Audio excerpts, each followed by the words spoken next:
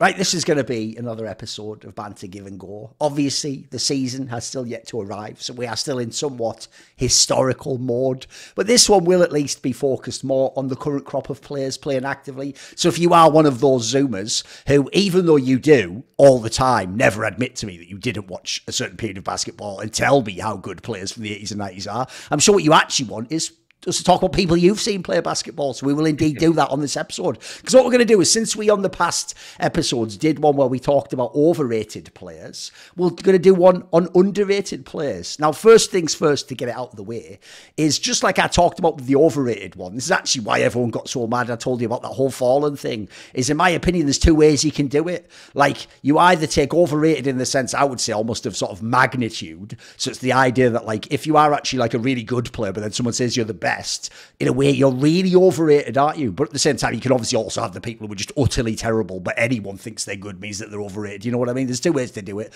So I imagine we'll have a similar mixed bag for underrated, because I actually do think both lenses, by the way, have their own place. They have their own reasons to be applied, because obviously no one does just want to talk about totally obscure, like, for example, if we only talk about, by definition, the craziest, most underrated players, there are probably people on the bench who don't actually get to play, and then therefore you wouldn't even be able to sort of test what we're talking about. So there's going to be a few players in here where, like, I'm going to pick some already, spoiler, towards the end, where you're going to go, what the hell, that guy's an all-NBA player or an all-star, how could he be underrated? It's like, but he can be, though, because if you actually just think he's like just an all-star, but I think he's like the best player in the NBA, then he's pretty underrated in quite a meaningful context. So let's start out then, Maui. Who are we starting with here? Like, and also, just before you don't tell us all the names, obviously, but just tease us. Do we get obscure here? Are we going into the depths? Are we going more? What's your sort of range of players we're going with if we're talking underrated here?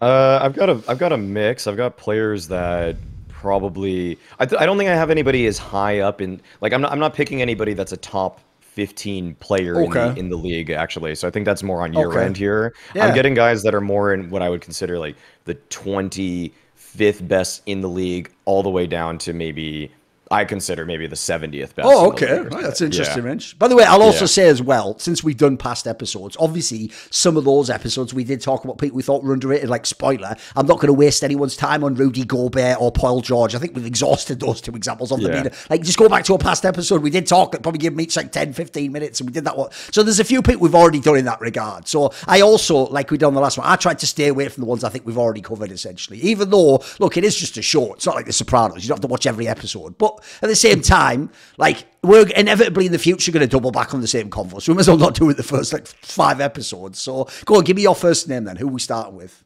Okay, so one that I think everybody is now fairly familiar with, but I would say didn't get perhaps the credit that he deserved during their championship run. And this is obviously with the angle that I watch more Warriors games than anything else, is that I would say Andrew Wiggins in public perception is not up to snuff with how good he actually is. Because during that 2022 season where the Warriors won, I would say that Andrew Wiggins was the second best player on the floor behind Steph Curry. He wasn't actually outputting in terms of points per game higher than Klay Thompson, but in terms of defense, he was much better than Klay Thompson. Andrew Wiggins was the one taking the hard assignments, people like Jason Tatum in the finals. He was taking people like Luka in the conference finals. He was doing so much work on the defensive end that even though sometimes people just value statistical output on the offensive end, that's where I feel like people frequently do get overrated. And so for Wiggins, I would say that in terms of also, I looked at his pay, and he's the 59th highest paid player in the league. Okay. Yeah, and that's where I see people that are above him, like I've talked about. There must be loads of people worse than him above him then, mate. Loads. Oh, totally. Like, just Kyle Kuzma is above him. You have Sabonis is above him too. I mean, Chris Paul's current deal is above him, and there's no way you would say that Chris Paul could be the second best player on a championship team right now. But Wiggins verifiably has done that. So I don't think he's gotten nearly the plaudits that he deserved for that run, where he was like, everybody was blinded by Steph Curry and the fact that Klay and Draymond ran it back, and there was these flashes from Jordan Poole. But I would say that overall, Wiggins was, to me, the second best guy on a championship team. I mean, it's a good job you actually set up the context there of like his pay and then also like contextually what people think of him. Because I'm actually shocked by that. Like, this is one area I will say, which is I'm not like super tuned into like the everyday thoughts of like NBA fans. I know more like the historical debates people have, and then I just watch the game myself. If people don't know, I've actually told people this story in the past. They just don't believe me. They think I'm lying to be cool, Maui. Right? Before I became an actual content creator in esports, I never posted a bloody comment on a site. Like, I'm not that sort of person, mate. It actually doesn't occur to me to go to a website and start like arguing people and typing all my... I just have my thoughts in my mind, and maybe I talk to my friend about it. Like, it's only when I actively became a content creator I started to do like just opinions on Twitter and stuff. So in general, actually, in things I like, I try to generally stay away from player opinions because they annoy me. Like, you know, in MMA, when like they do that thing where, you know, one person wins by like a fluke knockout, but they make it sound like, you know, the other guy could never ever have won the fight and it was impossible, and anyone who thought otherwise was an idiot. So I'm actually shocked, because I have to say that my perception of Andrew Wiggins was the other way around. Like, when he first came in the league, he was a bit overrated, because if you think about his, if people don't know, his type of a game, it's actually one of the reasons why, this is another thing I noticed in the modern day everyone's forgotten to talk about with this guy. This was another guy right in that, like, Kyrie Irving, fucking Devin Booker, like, they're trying to be Kobe fucking crowd of people. I mean, even another one of those ones that just openly says, of course, it was like his idol. And if you ever watch his game, he's one of the few ones, a bit like that thing where they do like that, he's the next simple. You know, I told you, like, the only one who's ever allowed to be called that is Monassi. And he's the only one you can call next simple or next Geddes, because he actually has the skill set that looks at least a little bit like it, you know. Wiggins is in that class. If you ever watch his fucking like fadeaways, he's got a really nice bag, actually. He's got a very legit skill set for this area. It isn't just a three-point shooter. Even though, actually, I'll give you that even. There's another thing that shows you how interesting basketball is, mate, because when Wiggins wasn't in the Warriors, he was just an all right three-point shooter. Dude, he stepped to his level way. You could tell he just knew in that team he was going to get that many shots, or they just told him, like, you'll get set up in this way. His numbers went up loads. He was way better. So I have to say, my perception was I thought he was an overrated player coming in, and I assumed people just thought reasonably, you know, he found his place in the league. Like, I can't believe he's actually underrated, but by that logic, he must be. Like, that's outrageous. I would have thought he'd be like the 40th best paid player or top 30 or something, you know. Like, that's crazy to me, because I also do think if you watch his game, right, he's in what is the tough spot, which is like you were talking about where you fit in the play. He could be the best player on like some mid-table team, and he could be probably like a borderline all-star and pump his numbers up. It's just he wouldn't win the championship if he did it. So I actually think, like you say, that sort of a setup that he had in the Warriors is basically perfect. Like, he actually looks like he could be a number 2 option on a lot of good teams, mate. This guy's, like I say, his skill set's good. And a thing that impresses me as well is, I know, I'll just bring this up briefly as a tangent, but you know, when this FIBA tournament was going on right now, and everyone was watching it, and people like the Dennis Schroeder guy, there was even that guy who was like, everyone was saying was like the Jordanian Kobe or whatever, you know, that guy, like, when when you see that, it actually reminded people of a concept that gets lost in the NBA, which is, if you don't make it immediately in the star roles, the carry roles, as it were, in the NBA, they don't go, right, well, you're on the bench, but you're a carry for 5 minutes. You just get lost in the mix. You lose your spots, you lose your resources. And actually, most people's game doesn't scale, Maui's. Like, you'll see a lot of those guys, if you actually had put them on like the bad team where they essentially got the green light, they would be a 20-point per game shooter, and they'd actually show you their whole skill set. But if you put them on like the 9th best team in the Western Conference, and they don't make like the first 5 rotation, they will just you won't never know how good they were as a basketball player. They'll just become a guy playing garbage time or replacing someone, and you'll never actually know what their game was. This guy's game actually looks like it's like on a fucking slider. You can just scale it up and down, mate. Like, if you only want to give him 12 shots a game, he's good at that. I think if you gave him the 19 shots a game like a star, he'd be good at that. He actually is just a good player. I can see why he didn't quite cap out as a superstar. Who knows? I always think on that one, it's why all those stories about the stars being arseholes never really meant much to me, because it's like, mate, the ones who aren't don't make it, though. You know what I mean? You almost have to be like a delusional narcissist to actually be a star in sports, because you actually really have to believe, like, just give me the ball and let me do it all. Like, that is a pretty mad thought, and I don't think he has that mentality, but I agree. I think he's a pretty good player, man. I'm shocked people don't think he's that great. I think his skill set's awesome.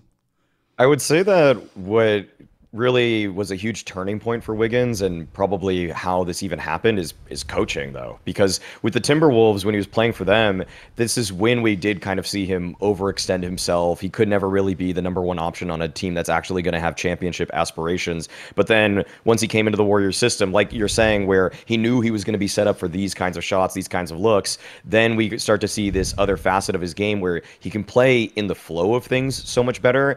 And even after seeing this career career pivot from him to become a second option or even a third option, depending how you want to look at it.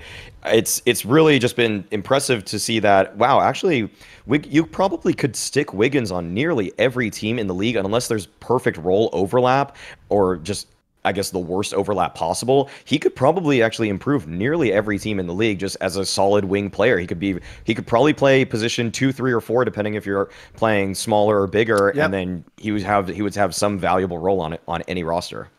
Yeah, I mean, he obviously could easily swap between like shooting guard and small forward in pretty much any team, if you think about it, in the league. In fact, I'd even say, being as good as he is from small forward, that probably actually is like the position on most teams is the weakest in the NBA half the time when I look. So, because it's kind of the lost one, if people don't know, it's the one where they just shoot the threes now, isn't it? So, all right, let me see then. I'm going to go with one that's going to seem like a boomer take, but it isn't actually. This isn't it. If you notice, one thing I do like in sports and esports is I think there are certain stats have like strong correlations. I think there are certain things just don't show up in stats though. And so this player I think is a perfect example.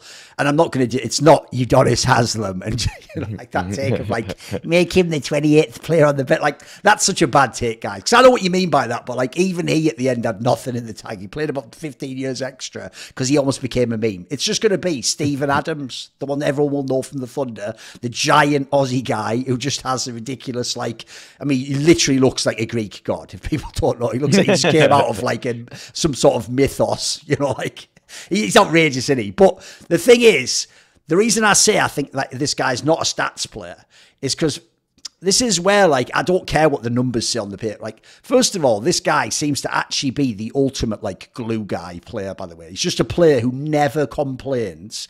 His physical strength is actually absurd, mate. Like, you can't, obviously there's no stat for this in the NBA, but, like, I don't care, like, if someone else has the same rebounds and blocks. And, like, this is one of those guys where, like, it wouldn't even be worth him trying to take a charge. No one could ever knock this guy over. Like, LeBron could actually run full speed in this guy, and he could just take it. I'm telling you right now, he's that absurd. Like, his physical strength is mental, and he's definitely not just from the gym either, mate. He just looks like one of those people who's like built of oak, if you know what I mean. But the thing to me is, from all the teams I've seen him in, he is the ultimate player, like I say, who doesn't seem like he has any actual ego about like his position. He's one of those players, it's a bit like the Rudy Gobert angle. They don't even seem to care about offense, mate. If you want to take all the shots, they're fine with that. They just do their shit. And so this is a guy where, like, yes, he's obviously going to be like your bench player if you have him, and he's at the end of his career now in that sense. And he's not going to have some big leap up in ability. But people underestimate, like, this is why I hate those discussions about stars. It's like, bro, who's on their team? It's not like LeBron had the same fucking 15 people with him every season. Like, it's pretty relevant who's playing like the 4, or who his backup point guard is, or who comes in at the end of the game, who shoots free throw. You know what? These are all things I need to know. They're not playing 1v1. So this is one of those guys where, like, you're never going to see on paper, like, gotta have this person. But if we were doing one of those drafts and we're getting down there and we're rounding out our bench, this is the sort of player I had. Because, mate, I think they actually do add quite a lot. I think they're actually underrated sorts of players. Like, there aren't, put it this way, there are not many physical specimens like this guy in the NBA. He's outrageous. Where I would instantly compare what Steven Adams has been doing to any player that I've watched much more carefully, I kind of see him as like Andrew Bogut, where he was just really great screen setter, actually pretty good if you just kind of hand him the ball and kind of try to wrap around him. Like, what I think of now with Adams that's so cool is that the way that Ja Morant can almost have seemingly 3 feet more of space because he's getting a screen off of what Adams is doing. And speaking of people that are just selfless, what was so ridiculous about that Westbrook season where he was able to find the triple-double average as he took MVP was off of the back of a lot of Steven Adams making way for Russell Westbrook to get the rebound. If people don't know, this guy is also an absurd rebounder. Like, he's one of these fuckers who unironically can just like average like over 3 offensive rebounds a game, which is like, by the way, I still think that is the most underrated stat in basketball is the offensive rebound, mate. Like, I don't think plebs get it. You miss your shot and get it back. Like, that's like, that should be the fucking holy grail right there. Because when teams don't have people who are good on the boards, mate, I can't handle it. It's like, this is the most fundamental part of the game. It feels like I mean, the new school style where people are just so less willing to crash the glass does kind of feel empty in a lot of ways. Yes. How it's so like, oh, the physicality of this game is moving away and it's more becoming all about Did you finesse see, I don't know if you saw this, because I thought this was fake at first, but apparently it's real. Apparently there's some player, I can't remember who, though. I think it's someone like not that famous, like Lou Williams or something, you know. There was some player who played with Kobe at the end who sent him, because it's obviously before he died, on Instagram, like, you know, a picture on his DM, and it's a mad picture, one of those ones where Kobe's like, you know, fading away as like two defenders are like right in his face, right? Yeah. And he just sent it to Kobe and just said like, ha ha ha, or something. And then Kobe had actually replied on Instagram. Have you seen this picture I'm talking about? Yeah, I think so. Yeah, Kobe had actually replied, this is why it's so sick, and it just said something like, you know, should be an easy putback for whoever gets in if I miss then. Because like his logic is, if I've got two people guarding me, there's only three other defenders. Like, obviously you should get the rebound, and it was like, obviously that's the ridiculous extreme. That doesn't work, but I agree. Because in the modern day, dude, this is where actually they have sort of let that like 3-point shooting thing go too far. They really do have the mentality now of like, right, we missed our shots, run back. It's like we just better get back on defense. Like, what? You go for the fucking ball, yeah. Yeah, that's where like I think the analytics era has gone too far also, where I think there's some number about, well, if we actually hustle back on defense as opposed to gamble for an offensive rebound, our likelihood is X% higher that we're going to stop the next play from happening. But I feel like the implied risk and everything, I'm sure that they've ran the numbers to come up with this kind of decision, but at the same time, it feels like people aren't even trying, and yet there are people that come up in the NBA space with this certain skill set, and they just follow the coaching driven by analytics as opposed to actually maybe using their personnel who could find a couple more offensive rebounds per game. But yeah, it's just one of those coaching deals, and why this whole like this whole era of basketball and for that matter sports being air quotes figured out kind of leads to teams feeling very samey, and you're not getting as much in terms of idiosyncratic characteristics team to team. Sometimes if you turn on a random game day to day now on League Pass, you're watching, sometimes I'm watching two teams and I'm like, there's nothing that is a strong characteristic for either of these two teams playing, because I feel like I'm just seeing space and pace, trying to kick out to the corner three, and if you don't get an inside shot, it's just over. Like, what is it? Daryl Morey with the Rockets just ruined this game. The heat maps now are just literally all around the 3-point line or a layup. It's just like, come on, yo. Oh, they did. Sadly, even though if people at the time actually were battling him because he was the original analytics guy, the joke is they all copied him now. Like, essentially everyone just did what he did. It's ridiculous. Yeah. By the way, the other thing about the Steven Adams guy, I just looked it up right now. Mate, one thing people don't often know is a lot of like weights and actually, and sometimes even the heights are wrong in the NBA, because a lot of them, like for the old school players, for example, apparently were just when you're a rookie, it's like whatever they originally measured you at, and they don't update them. But like, I'm assuming in the modern day, they do update them each season and do like a check or whatever, you know. Steven Adams is listed as 265 pounds. Now, all I'm going to tell anyone listening to this podcast, if you don't know what I'm talking about, pull up a Google image, and he is not fat in any context. Like, pull it up right now. Like, he just actually for real has those like legs that are like, you know, like the size of my head, basically, like outrageous, like just absolute like oak trees, like I say, and outrageous in it. I mean, if they didn't get Jason Momoa to play Poseidon in these newer movies, he could easily do it, couldn't he? Yeah. Steven Adams is the He even looks like Jason Momoa. Put it this way, in a movie, Jason Momoa would play him, basically. Like, he actually is that guy. It's ridiculous. Yeah. They're honestly like the same person. And this is also where I actually do think that, like, essentially as a tangent, because that's what our show's about. One thing I'll say is this, on the whole tangent of like the 3-point shooting and the small ball angle, the part I've talked about this in the past when I talked about like the death of the mid-range game, which I actually think is an incredible flaw. Like, I do think LeBron looks really silly when he doesn't actually look like he practices a mid-range game, so he can't win games for you except for a 3-yard drive, right? The reason why I hate that is because going along with that, I feel like the problem is small ball works right until it doesn't, and when it doesn't, it's dog shit. Like, I've always said this, mate. Everyone who tells you that Game 7 between the Warriors and the Cavs was the best, it's dog shit. The fourth quarter is so bad. It's just people missing shots for like 6 straight minutes for real. Yeah. Basically, until Kyrie Irving hits that shot, it's both teams scoring no points, and it's some of the best 3-point shooters ever just whiffing like a motherfucker because they are under so much pressure even the best three-point shooters ever can't on command actually hit the shots. Whereas like one, you're just closer if you're taking a mid-range game. So it's not like the shot becomes easy. First of all, your percentages are up anyway, and then secondly, you're just closer to the basket. And then thirdly, the point I was going to get to here is this is where players like this actually are underrated in my opinion. Because when you have really tall, strong people, mate, at the end of a big playoff basketball game, there's a reason why the refs don't call the fouls super easily. Because like you actually have to try and score a basket now. Like we'll just set up defensively. You do something. You're not going to get it for free. And actually having like big players or depth or size is underrated in that scenario. In the same way as having good mid-range players is like, that is the easiest way to win a game, or in this case, block a game being won. It's just having people who actually like are physically intimidating, can stop you just doing a layup. Like that's sort of underrated use, because like you're saying,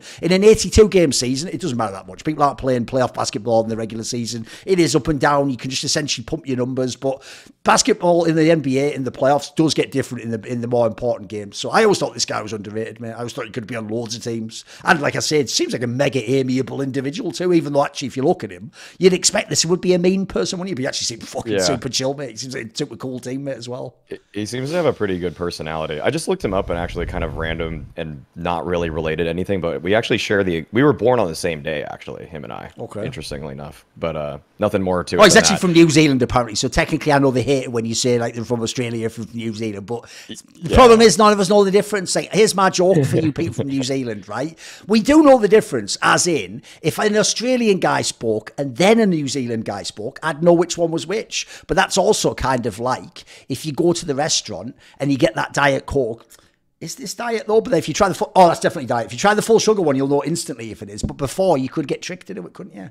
You could sometimes you can tell I'm not sure if it is or isn't, but you'll know soon. So he's actually from New Zealand, apparently, so he's a Kiwi. Fair enough. Okay. Yeah.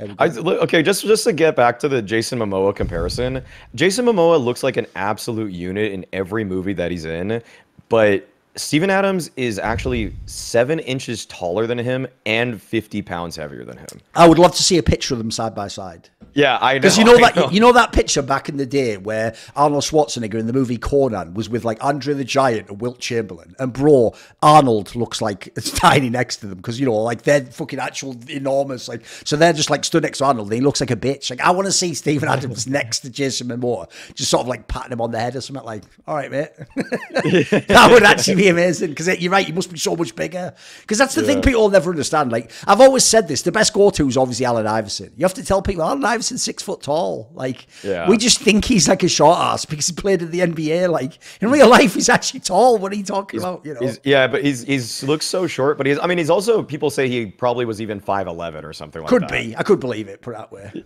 Yeah.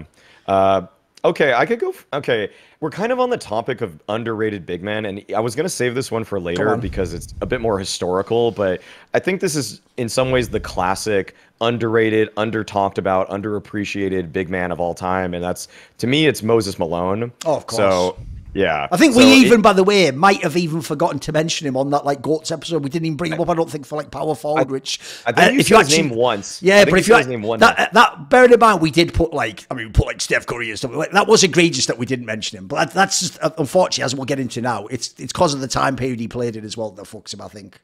Yeah. I mean, it's the early 80s is when he was doing his best work. And another thing about Moses, and I'm going to kind of talk about why I think he's underrated. There's a few factors in my opinion. One is he was not in an era of people like Larry Bird and Magic, where they were just hallmarks and they were trademarks of their teams. Like they stayed on the Lakers and Celtics respectively for as long as they both did.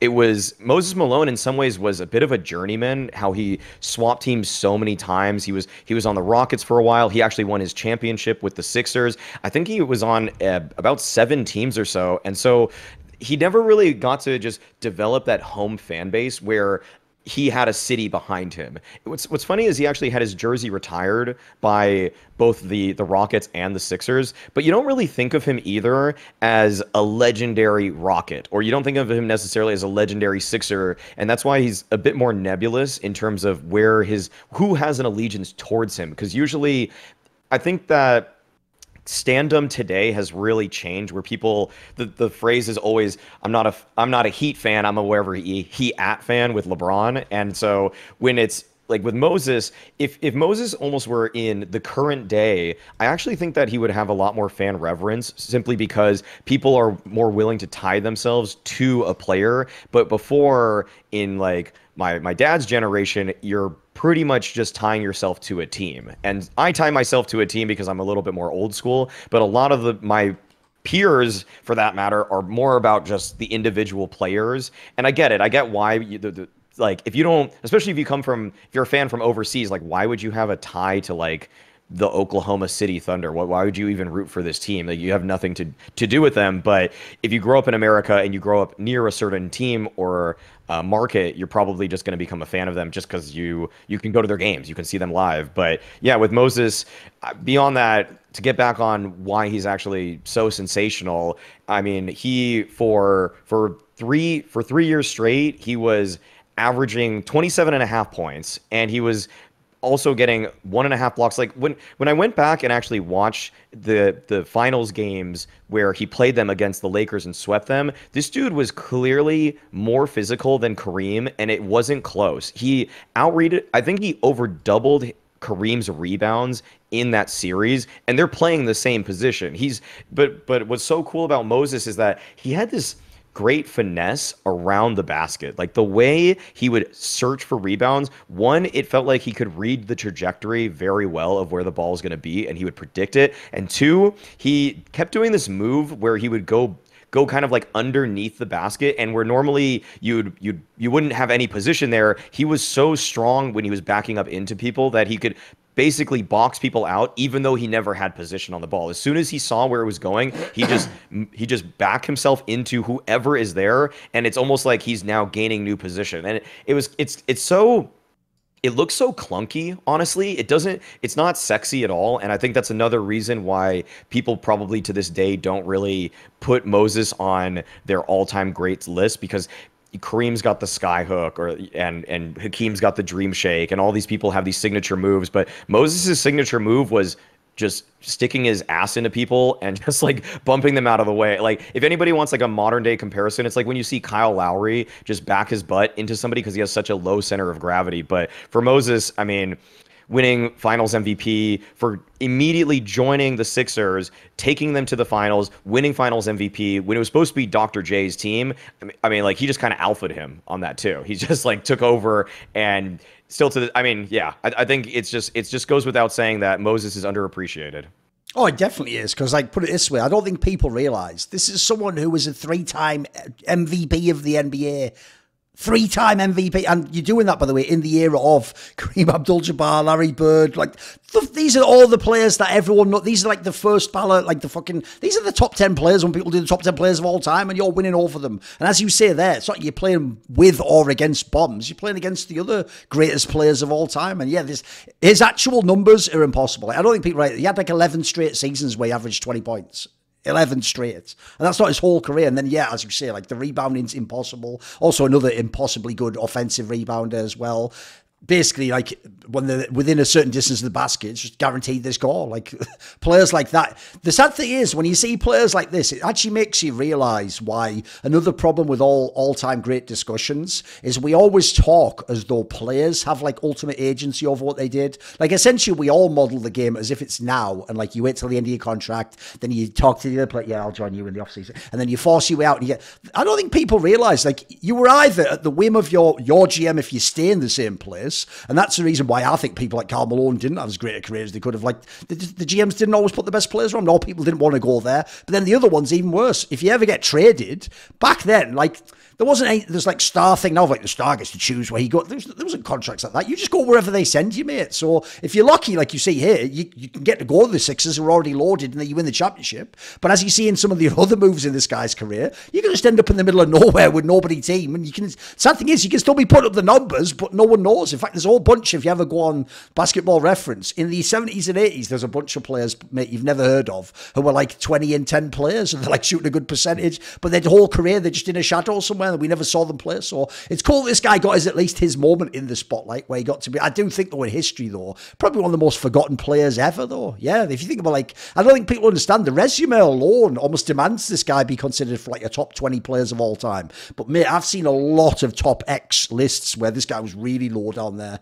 like really low. Because as you're saying, like the real problem is just we didn't watch him play. He just isn't someone who, like, as you said, like his style isn't sexy like the other ones. Like, essentially, this is why it makes sense Charles Barkley was on his team later. It's like that. It's like Charles Barkley's game. It's almost, I think that's even why Charles Barkley later just fell in love with shooting 3-pointers. No one thinks it looks cool to get a rebound back and put it back in and score a basket. I do, because I understand how valuable that is. Like, if I was a coach, I fucking love players like that. But no fan thinks, like, there's no highlight package. Like, think of all those classic Jordan videos everyone had back in the day, like, come fly with me. There's no one way, like, gets a rebound and puts it back in, like, yeah, like that. It's like a 360 dunk or whatever, and like no one would watch this cassette. So, but I agree. If you look at, like, essentially, if you want like a workman superstar, this has got to be one of the best of all time, like, ever to play the game. In fact, it's why it's a shame I didn't watch enough of his game, because I do feel like, this might sound like a weird angle, but you know, on shows, I always try to encourage people. I mean, there's rare people like Alan have actually done it. I always try to encourage people. If you really do believe in like accomplishments,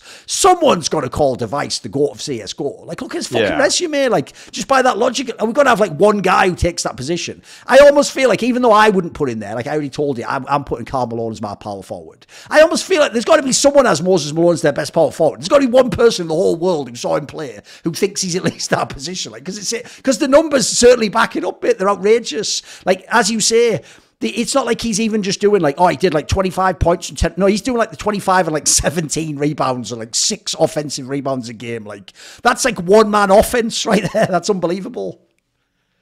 Right, yeah, I've got one. I'll go for a classic one too then. If we're going to go in and out, we're going to veer in and out a little. Did you have any more on that? Do you have some more? I think like two things really hurt Moses beyond that.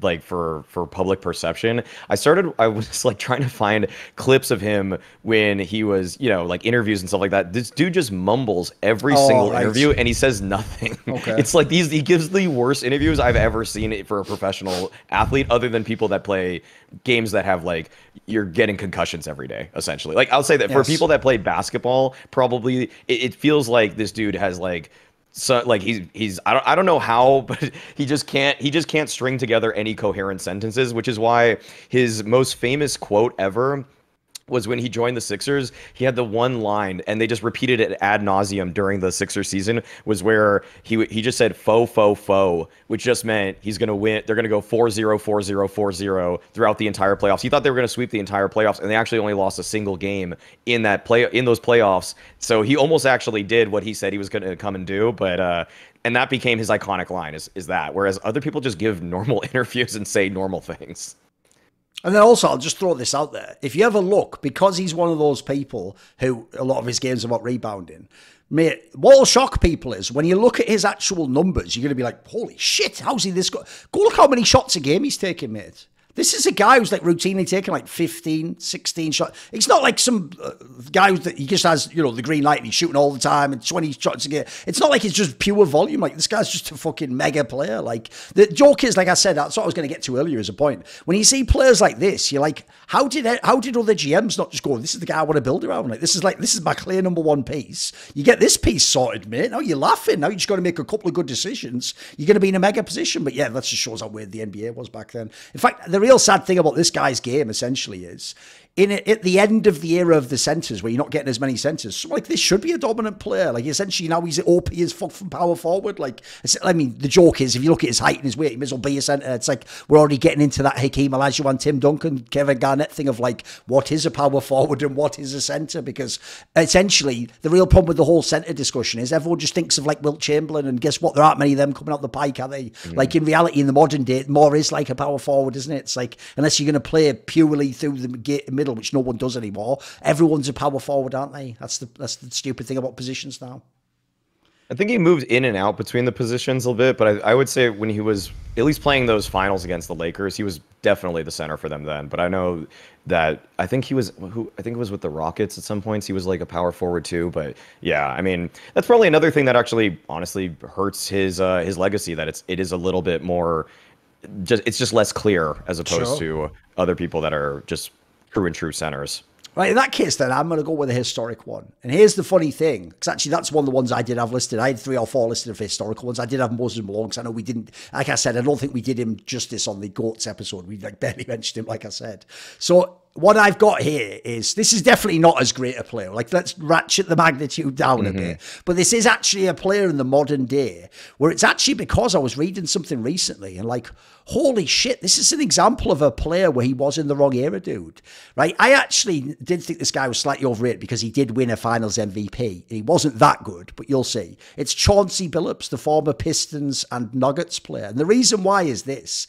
I went and looked this up. Right, dude, you know, I don't know if you know this, like if people weren't following like journalism around the NBA, before Steph Curry already had started like blowing up and scoring like quite a lot and loads of threes before people realized that, before this whole sea change of like, right, the NBA is just small ball and 3-point, like he'd already started his career. That wasn't at the beginning that began. But I remember what happened was the thing the analytics guys cued into that changed everything for Steph Curry's team, at least. I don't know if everyone else should have done this, was they noticed that it was that like he didn't have any of the flaws of past great 3-point shooters. He didn't have to come off a screen. He didn't have to be open. Basically, the crazy thing when you looked into the deep analytics of Steph Curry's game was he was better than like all the other 3-point shooters, even if he was being guarded and he was off the dribble, which is normally when you should be by far the worst 3-point shot, because like someone's guarding you, so they're like disrupting you, and you have to like go into your shot mid coming off a dribble, essentially. So like that, if people don't know, that would probably be a contested three. That is the hardest three.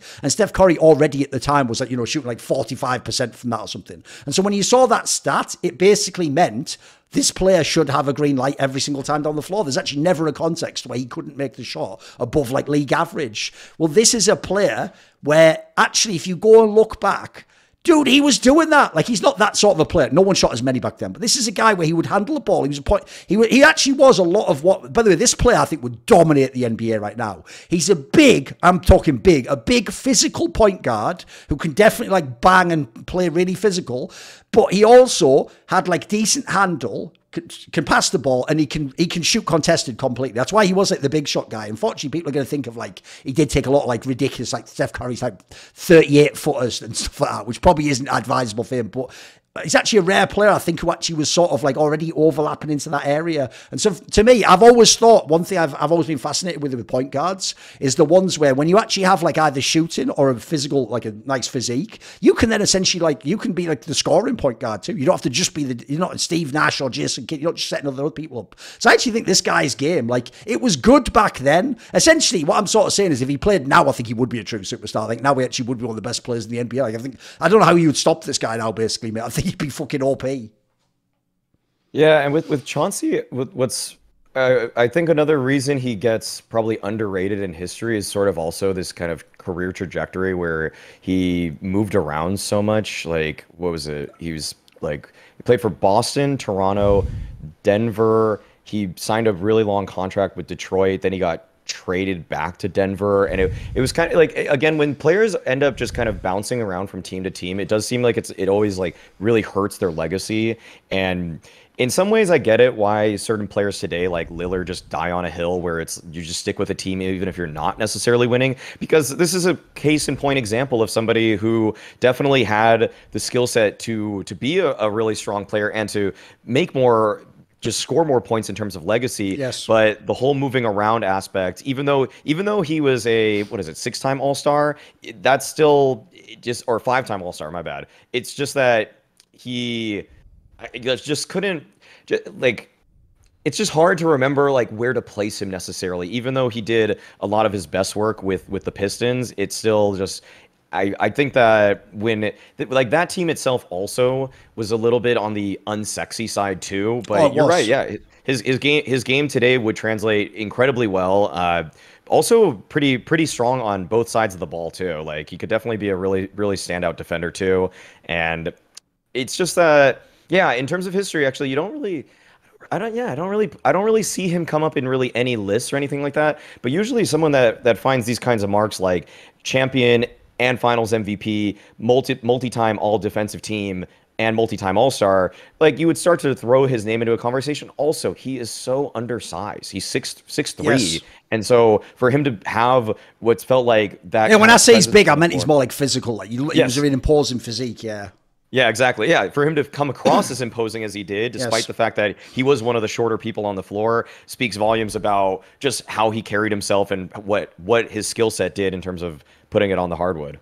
And like I say, just go and look at these two things. One, look at his not only 3-point percent, but look how many attempts he's taken. Dude, this guy would have scaled. You give him like the lot of like a Trae Young or something, you're going to be fucking balling out of control. And then secondly, look how many overall shots he takes. Dude, he was passing the ball too much. Because famously that Pistons team was very unselfish, and it was in like the low scoring era, most famously. Like, if you bring this guy to today out of a time machine when he's like 28 years old, mate, let's get going. This guy can be all NBA first team. He'd be scoring like 28 points a game. We'd be having fun, mate. I'm telling you.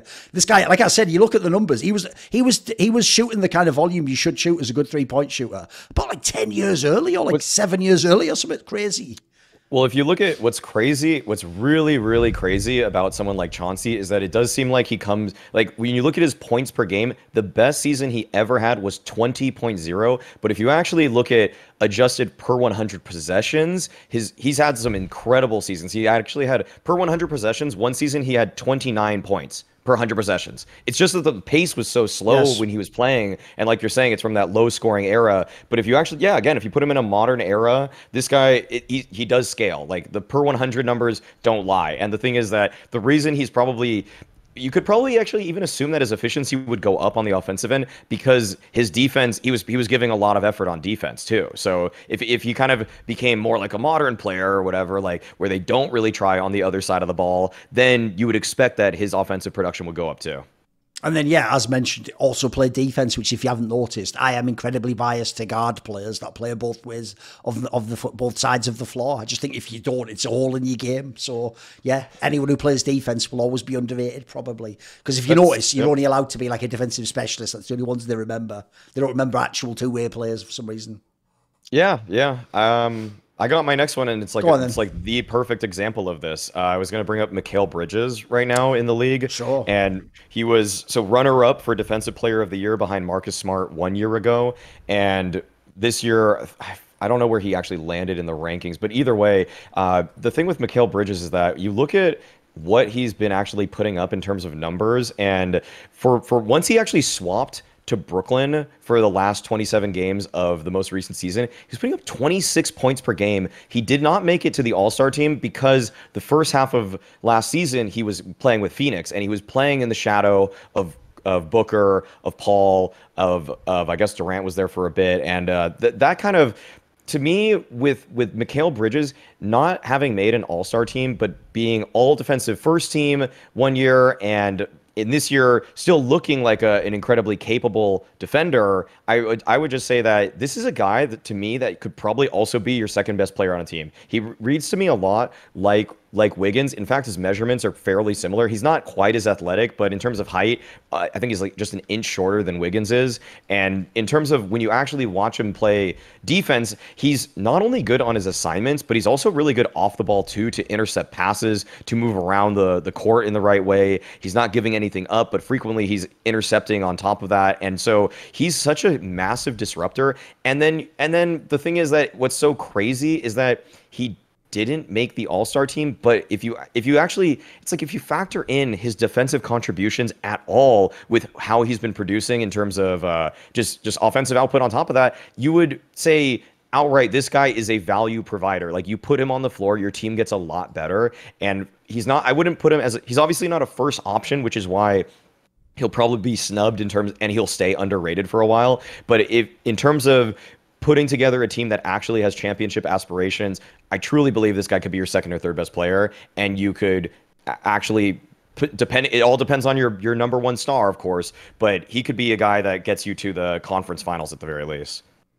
Yeah, what I would say is, obviously, no one could really know how good he actually was until he got, like, the actual fucking green light, like in this team where he sort of got to scale his game up a bit. But actually, even just from this season alone, I'm with you, mate. Like, in the era of, especially with all the teams that are playing fucking three-point shooting and small ball, this guy could play for any of these teams. Like, the joke is, half the time when they make the Warriors moves, I always wonder, like, How are you? Why do you make some of these moves? Like, you have the most obvious formula in the whole league. Just make it like Mad Libs, bro. Like, this guy would be perfect for the fucking Warriors. He actually plays defense. He loves 3-point shots. He's good in fucking up and down the court in like a fast break. Like, and also essentially can obviously play without having to be the main attraction. But like, this guy could do like on the fucking Warriors what like Harden did on the Thunder. He could be like the player off the bench who just has the ball if you want. Like, I agree. You could actually give this player more agency. He actually does seem like he's a better player than he was. Like, actually, what were they doing with him all those years in those other teams, mate? Like, I can't believe they like just let him, like you say, just chill behind other players. Like, it actually seems like he's better than some of those guys.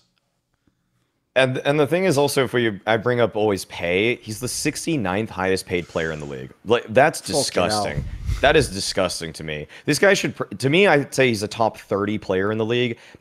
If you want to really, really value offense more, maybe you'd scale him down to like top 40, but there's no way he's the 69th best player in the league by any metric. I mean, what were they doing with him on the Suns though, bro? Like, what was I can't comprehend what that GM or coach were thinking. Like the seasons where he was just taking like fuck all shots. Like, what? Have you ever seen this player play? He's a really good shooter as well.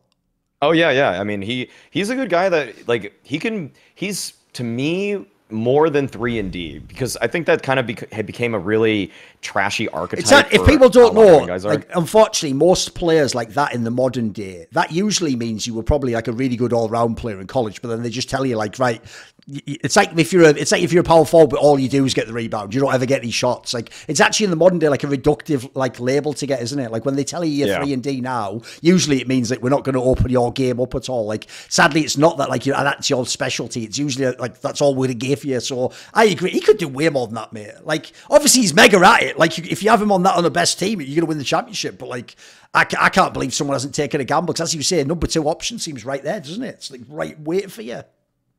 Yeah, exactly. I would say that if actually the Warriors just went 1-for-1 Mikal Bridges with Klay Thompson, they're honestly, they're insane again, because Klay has slipped down a little bit, and yeah, Mikal would just fit in right there. So, like you said, the Mad Libs. Okay, I'll give you a modern one as well then. We'll try and keep it synchronized. It's going to be Jalen Brunson. Oh. Why do people not appreciate this guy's game? Could someone explain it to me? This guy's actually a good player, mate. Like a very legit player to me. Like, this is someone where I don't know what's not to like. Like, it wasn't someone that anyone thought was going to be like the best player in the NBA. It's just somebody who's improved. They're getting spot. And now they're actually in the chance where they look like they're actually flourishing. They can actually be a really legit player. I would say that it's that the Knicks are just such a polarizing team that everybody like.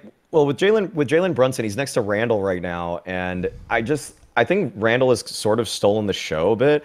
I wouldn't necessarily argue. I would make the argument that Brunson's better than Jalen right now, also, or Jalen's better than Julius Randle is actually, and for him, I'm not sure why the community perception has probably not gone there. It's almost like Lakers media does such a good job of dominating the space, but for some reason, even though the Knicks are such a high value franchise, for some reason nobody really says anything about them on the whole scale of just like news of the entire league. I would say that Jalen Brunson, though, he could definitely, I don't know if he could be a number 1 option on a championship contender, though, and that's kind of the thing too. So I would say, and I think most of the people we're saying are underrated, are people that you probably wouldn't want to be your number 1, but to me, he could probably be. Do you get the sense of what I mean, though? Like, the vibe I get is people treat him like he's just like just a random player in the NBA. Like, mate, his game's fucking good. Like, this guy can seriously do work.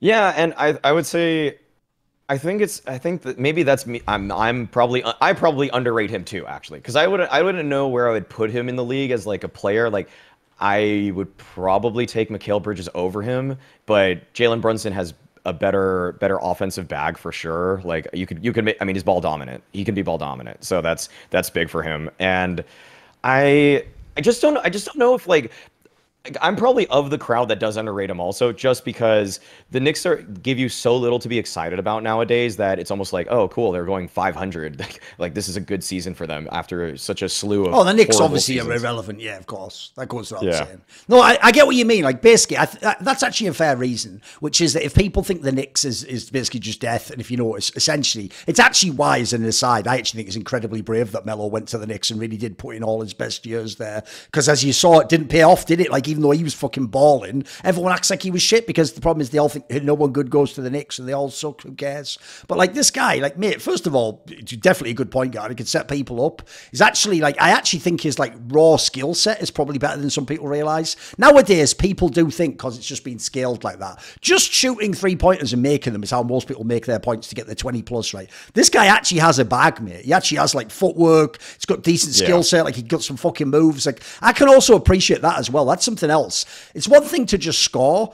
The problem with that is if you just score like off athleticism or because your team plays like up pace, that's not the same as like being able to score at will. Being able to score at will requires things like you better actually have like a deep bag. You better have footwork. You better be able to actually like have an extra option. Can you pass the ball? Do you have to shoot? Do you have to be set up? Can you make your own shot? Like, this guy actually looks like he has a pretty solid foundation to me. So look, I agree. The Knicks are relevant. I doubt he's going to have a great career, but to me, again, if I took all I'd have to do is this, mate. If I took his stat line and I showed you like his, like sort of like his moves without showing you the player, I think a lot of people would be shocked that this is the player I'm talking about. Like, the person's name just has no boost at all. It's irrelevant.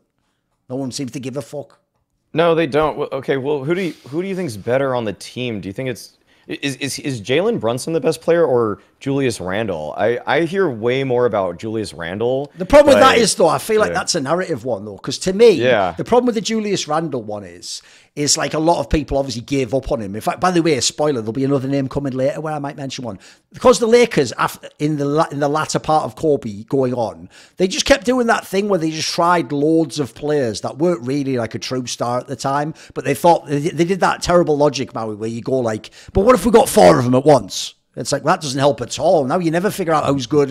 And so people, like, the joke is all the other ones, like Jordan Clarkson, D'Angelo Russell, like they had all these, Kyle Kuzma, they had all these players that all had like some game, but they were all trying to coexist on the same team. And so Julius Randle, I think people like a lot of them wrote off, and he is actually like a solid player. He actually turned out to be not that bad, and he's obviously now become like good. But I actually think here's the problem. To me, Julius Randle's game is capped though. Like, I think what he's done now is probably as good as he's going to be. I think Brunson could actually get better, mate. Like I say, he actually looks like he's starting to peak and he's starting to sort of blow up a bit. So I think it could make a case for us. I would probably say Brunson's better. It depends. It depends what you want, I guess, in the game. Yeah, and actually really thinking about it more with the trajectory of Brunson, the way that he played when he was with Doncic was just that he just didn't get as much shine. And I'm remembering now like why the like narrative wise we don't really talk about him that much, but it was a pretty big blow to the Mavs to lose Brunson. And actually you see now with Kyrie how they're just floundering, that they're just actually really bad. So Brunson was a much better complementary piece. It's just that this is also what happens when you have a shiny, like mega transcendent player next to you in Doncic, and then you're the guy that's playing second fiddle. And if you aren't really winning it all, and you don't have like big playoff moments, then you're gonna be forgotten a little bit more. So it's lucky for some of those secondary stars that end up winning championships, because then they get eternalized and immortalized in this space, whereas Brunson, if they got past the Warriors in that 2022 season, I think people would hold him in much higher regard. But the way that they were dispatched of really kind of made people forget that team is more than just Luka Doncic, or it was. And obviously the problem is you can't really be a fucking ball handler and play for the same team as Luka and think you're ever going to get anywhere close to your shine or the opportunity. Like, the sad thing is, if you go back and look at those Mavs teams he was on, you just look at it and you're like, why are you giving all these shots to like fucking Tim Hardaway Jr. and Spencer fucking Dinwiddie or whatever? Like, why isn't this guy getting them? But in fact, actually, I think that if you notice, that's even been a trend of this episode so far. Notice a lot of these players only really got their moment when they went to another team, and then they just got the green light finally. They got some resources. That's why I said that thing earlier about how like everyone's game doesn't scale. Like some of these guys looked like meh when they're on the other team, but it turns out they're just like essentially like in one of those stars where the gravity of the star just sucks all the life out of the room. And then when you put them in their own team and give them actually the ball, some of them are good fucking players. So all right then, give me one of yours then. What are we going to now? Are we going historical? Are we going current? Where are we going next? I've just got some current. Well, I got like my last one's interesting, but okay. I'll go one before that here. We got one guy that I think probably has a really interesting career ahead of him, but he's never going to be a real star, is Malik Monk. Because watching Malik Monk, he's this guy that's just kind of like a heat check guy to me. I remember watching him actually play in college a bit, and he was like super explosive. I think he was on those Kentucky lineups a Kentucky lineup that just, and basically when he got into the NBA, I just think that translating a skill set where you were exceptionally gifted offensively, but not actually really that strong on defense, meant that he was never actually going to be a strong rotation player. But I'll say that watching him play against the Warriors in the most recent playoffs, he was the one guy on that team which is supposed to be stacked with Fox, with Sabonis, and then I actually ended up fearing Malik Monk the most anytime he touched the floor, because to me, I think this guy could probably be a Jamal Crawford type person. I think that's always going to be incredibly valuable in the league, to just have a guy that can come off the bench, score 15 against the secondary unit, and then dip out when it actually comes down to crunch time. And so to me, actually, he's underrated because I don't think people really, I mean, he's not mentioned in that same air as other six man of the year contenders, but to me, he should definitely be up there very soon.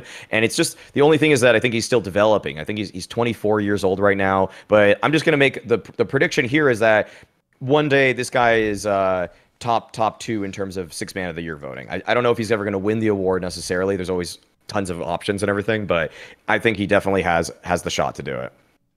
This is one player where, don't worry, I'll use my skill I have from Counter-Strike, where I'll find a way to just bag on LeBron here, even though it's like, what? Because obviously, mainly, people will know this guy when he was on the Lakers.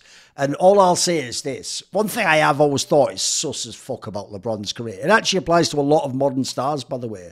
Is if you're the player with the ball in your hand the most, by definition, you have to make your teammates better. You have to try and bring the best out of them, figure out how to use them. It's actually an area, by the way, where it's hilarious that my favourite player, Kobe, just gets shit on all day. Like, people talk like he's the biggest chucker of all time. Have you ever seen how many assists the guy used to average? Like, have you ever watched him play? Like, bro, he would have people on his team where, like, I'll just say it right now, watch their careers. They're better when they play with him than when they play with anyone else. Like, it actually improves their game to have it streamlined and to know when they're not going to get the ball, when they are. One thing I've always found a bit underwhelming about LeBron's career is I'm being told my whole fucking time watching him play for 20 years that he's this like god passer and he's Magic Johnson reborn and he's making everyone better. It's like, he doesn't, bro. Like, there's 2 or 3 people ever, and they were already the established stars like Kyrie and Dwayne Wade. They get theirs anyway when they play with LeBron. Other people sometimes actually just, here's what I'll say. I think actually one of the areas that's the most overrated about LeBron, this is why I'm bringing it up in light of this player here, is I actually think, whereas the other people like Kobe and Michael Jordan, when they're being a prick to you, I actually think that's their own like fucked up communication way of trying to tell you, like, step your game up. I actually think you're better than this. That you could do more than this. You're letting me down. LeBron, I actually think, bro, for real, I think he's the other way. I think he's incredibly cynical. And that, like, the joke is he turns people into 3-and-D people, mate.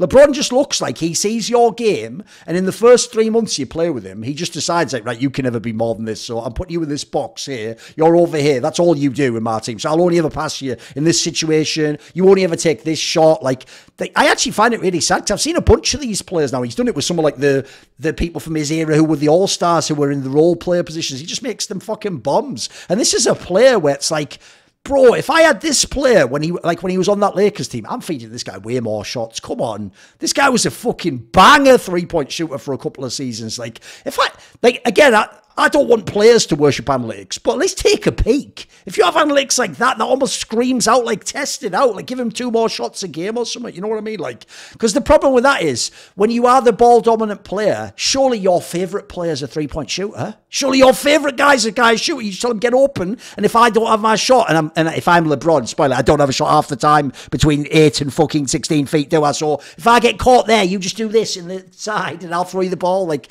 This is another player who clearly have scaled his game up. It's why, actually, I noticed the trend of this episode. We've almost just identified that GMs and star players in the NBA just actually think they really, it's like the joke is they're like a fan. They really think there's only superstars and role players. They don't know that, like, every player in the NBA was like the star of his high school team and, like, you know, in his mind wants to play that game. And a lot of them essentially...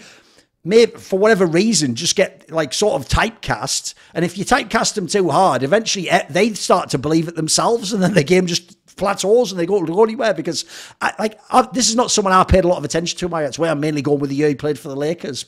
And obviously that playoff series he played in, the one playoff run he ever had with the Warriors, against the Warriors this last time. This guy could obviously be better, just from the little I even saw, but...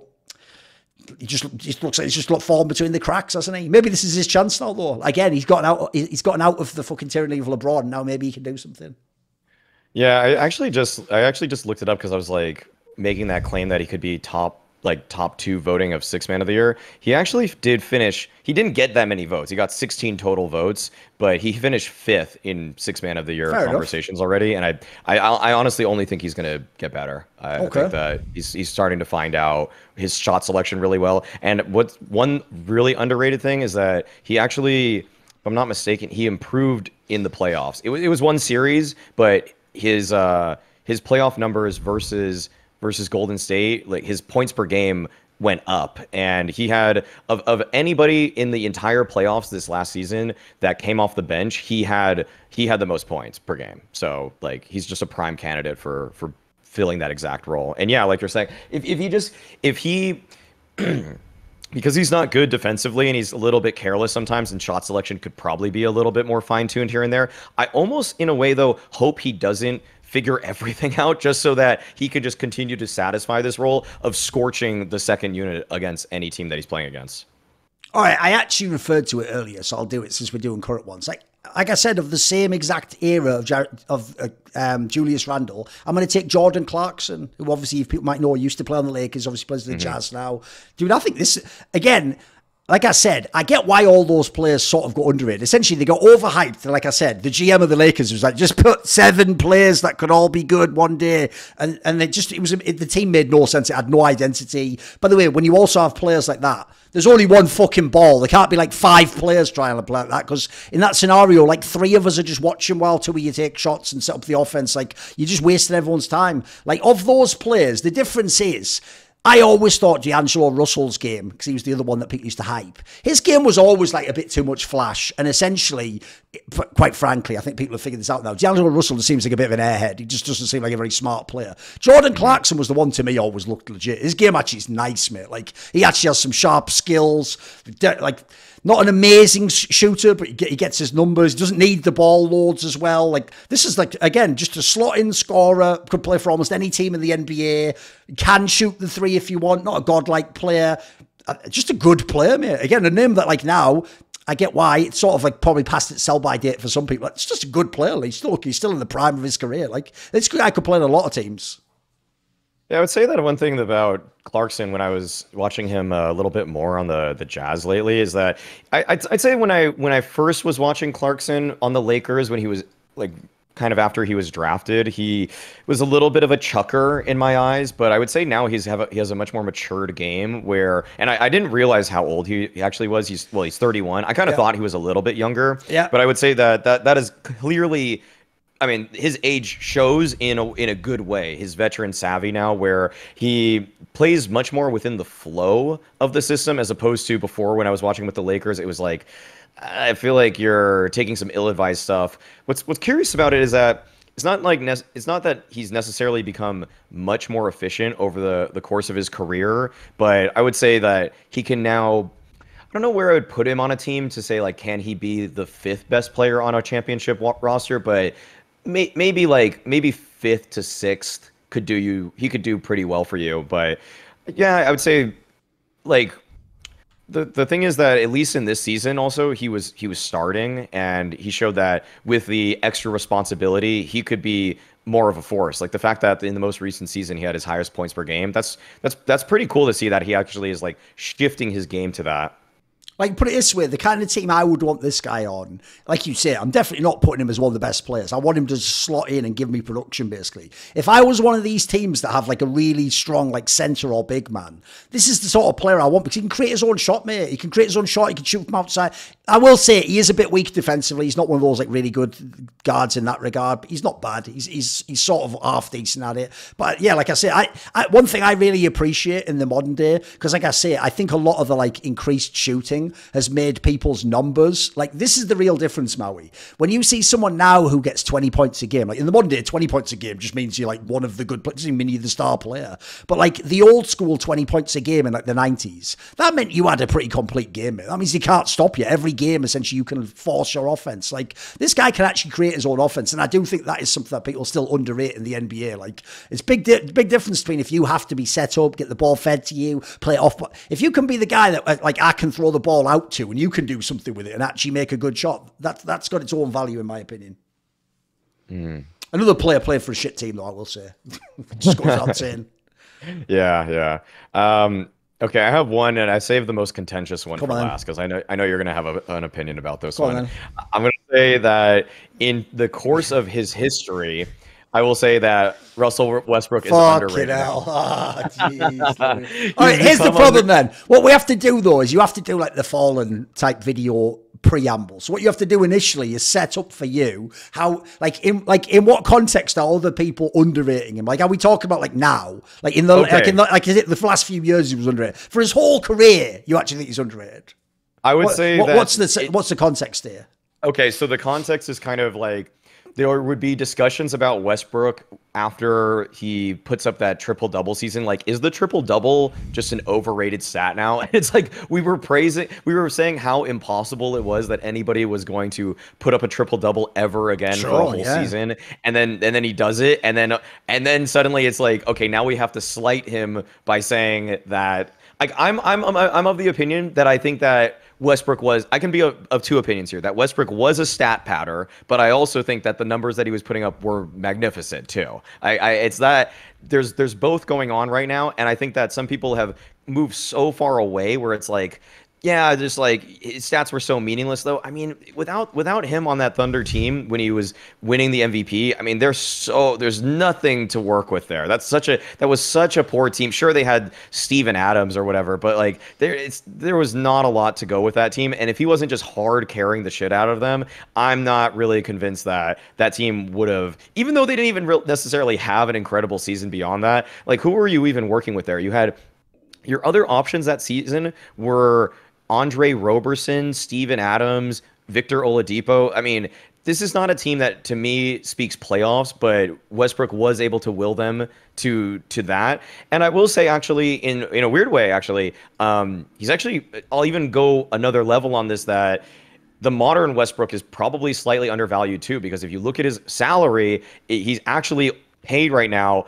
He's paid an insanely low amount, yes. 280. He gets a couple of million a year, I think, doesn't he? What's he on now? Like 4 million a year, something outrageous. 3.8 million a year. Yeah. 3.8 million a year. So today he is actually, I will say for sure he's undervalued, because once he swapped over, and you're saying that, like, the way that LeBron works on his like all-stars and then they just become such average pedestrian players, that basically happened to Westbrook there. I mean, even when he just fell off a cliff. He fell off a complete cliff. And now he's starting to find himself again a little bit more on the Clippers team. He was only on the team for 21 games at the end of the last season, but his numbers all rose drastically. He went from shooting 42% with the Lakers to shooting 49%. And then he went from shooting from three, he was shooting 29% with the Lakers. And then with the Clippers, he's shooting 36%. Like, this is it's a market improvement on efficiency, which is because he's able to become, he's a little bit more ball dominant with them, and he's able to just kind of like, it just seems like they trust him,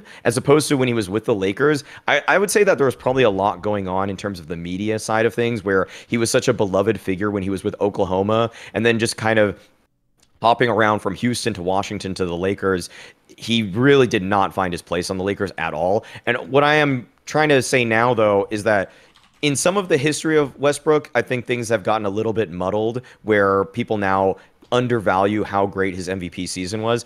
And beyond that, the second part is that the current player Westbrook is severely undervalued. There's no world where he is the 280th best player in this league. Like he's at least a top 100 player still. Like I can say that with certainty. Right. The problem is, again, that's why I asked at the beginning, where are we going? Is this his whole career? Is this now? If we're doing now, I think it's slam dunk. He's mega underrated. Like, first of all, for salary, that is a fucking absurd. Like, I mean, part of it, unfortunately, is actually literally the fault of LeBron and the Lakers. By going to that team, he essentially tanked it. Because this is what's so sick about the way that people treated him. Laker fans and LeBron fans were actually disgraceful to this guy. Because even though I think he's an underrated player, that was when he was the superstar 1A option of his team. Where, as you say, he was just essentially quite clearly looking at the box score like, right, I need 2 more assists and 1 rebound. Like, I hate that. Like, to me, the whole point of a good triple-double is it just comes in the flow of the game. At the end of the game, you go, oh, shit, I got a triple. You know, it's like that. I hate the thing where someone's telling. In the fact, if people don't know in the modern day, these fucking cunt coaches even tell people you need 2 more rebounds. Like, what are you doing, bro? We're playing fucking basketball. Win the game, then at the end worry about if we got the triple double. You know, right? In that context, obviously he couldn't be underrated in that regard. But if people don't know, he essentially did like the fucking thing they all do in LeBron's career. He tried to hop on the bandwagon and take the fucking super low pay to come and play for the Lakers, and it fucked his whole career. Like, if this guy didn't do that, if he didn't go to the Lakers, Maui, and he just did the move of like, you just take the highest offer every time you're in a free agency or transfer scenario, he would still be playing for $20 million a season right now. I'm telling you, easy. Because his rep deserves it, his history, what he can do. He can be the 1A option on a non-playoff team, definitely. I can tell you that right now. Still to this day, of course he could. It's a bit like when Melo came back and did the same thing and played for Portland. That, like, this guy couldn't have still been like the fucking top 2 player on your team. Of course he could. He just chose not to because he was in a different point in his career. But they didn't make use of that. Like, I actually thought for the role he played, in general, he was doing a good job in the Lakers. I will say, one of his fatal flaws did kill his game in the Lakers. You know what I just said about LeBron, where he just gives up on you?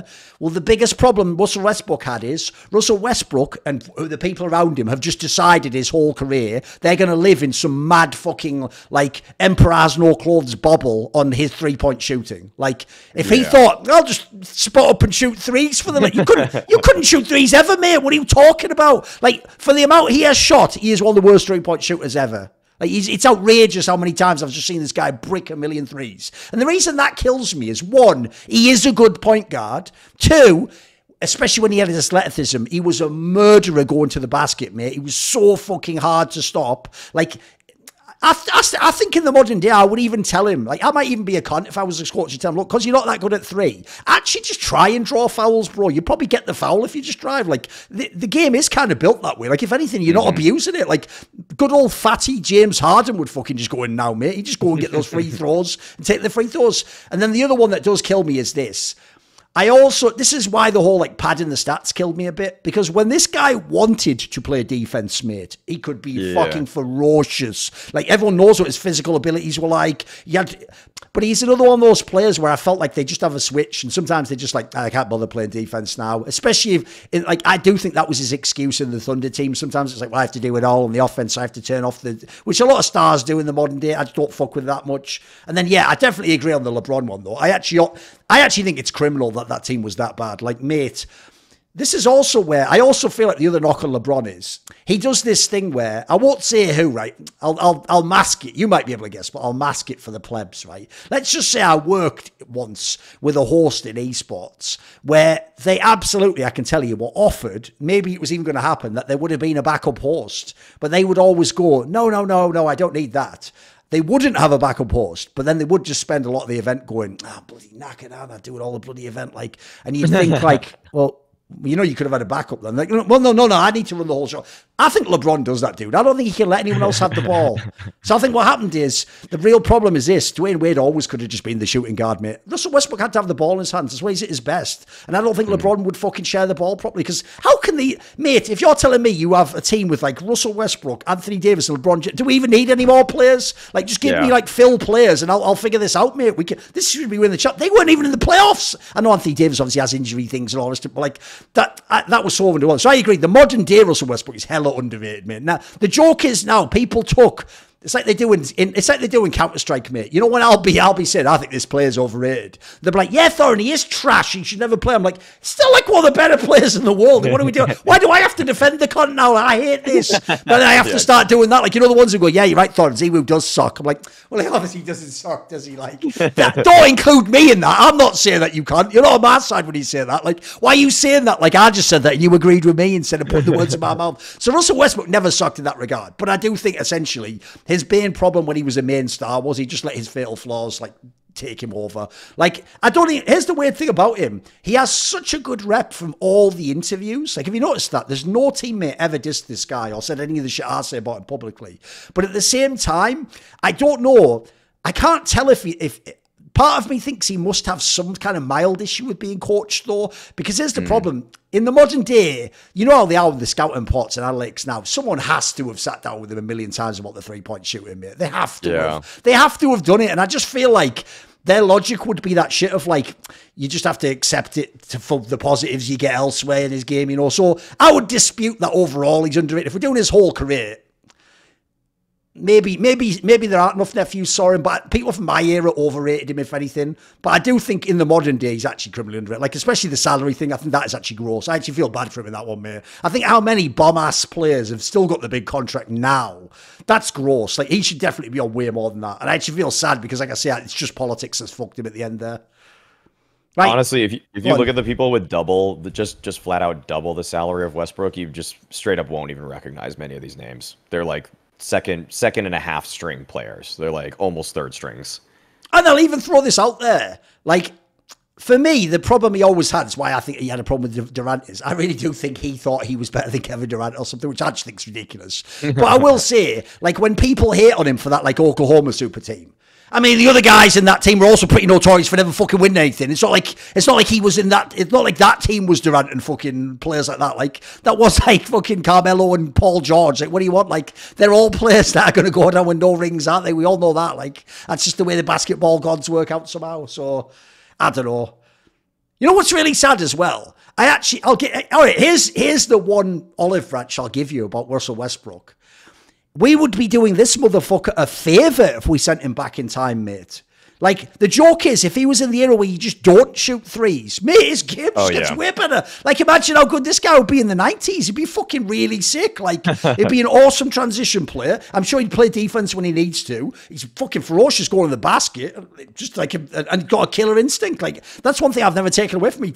Look, I think he misapplied it, but I definitely think he actually had like a really sick, intense personality. Like, if everyone wants to complain like I do about a lot of the modern players, where the joke is, they do play their actual NBA player like it's just a fun game on my career mode in the NBA video game. Like, lol, did you see that? I got 30 points. Who cares anyway? Lol, I'm getting all this money. It's like, at least this guy does seem like he cared. He seemed like he actually was really into the game and didn't want fucking mediocrity. So I'll give him that. Like, I actually think, whereas I think a lot of these stars I think would be worse in the past, he'd probably be better if you go and shoot 2-pointers, mate. I think he'd actually be like, one of the better players in the whole league for sure.